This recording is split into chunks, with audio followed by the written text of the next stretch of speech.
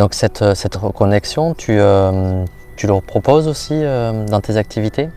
Est-ce que tu peux nous décrire tes activités justement qui sont en lien avec tout ça? Alors c'est vrai que je la propose, je l'ai fait de manière très intuitive, c'était pas du tout conscientisé, mais quand les personnes viennent en soins, puisque je propose des soins énergétiques et des soins au tambour chamanique,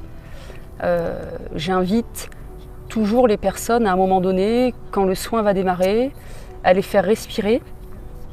pour les ramener dans leur corps, justement pour les poser,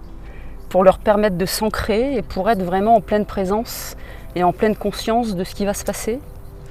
Et puis j'amène aussi de la visualisation parce qu'on est tous différents. Donc comme ça permet à chacun de voir, tiens, moi je suis plutôt dans le ressenti, ou bien tiens, moi je suis plutôt dans du visuel, ou tiens, moi j'ai plutôt des mots comme ça, des souvenirs qui me sont venus.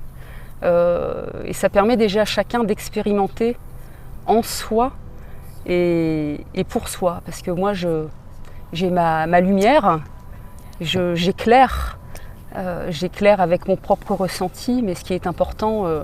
c'est d'aider chacun à mieux se connaître et à mieux se comprendre, et surtout à trouver un nouvel éclairage sur les zones d'ombre,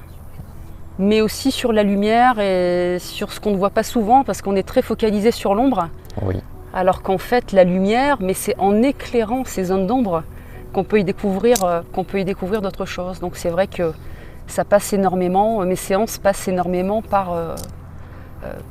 finalement de la parole avant le soin,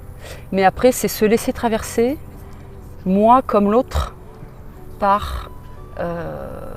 des vibrations, par une énergie, par tout ce qui peut passer, par de la guidance, par des messages et par tout ce qui nous entoure.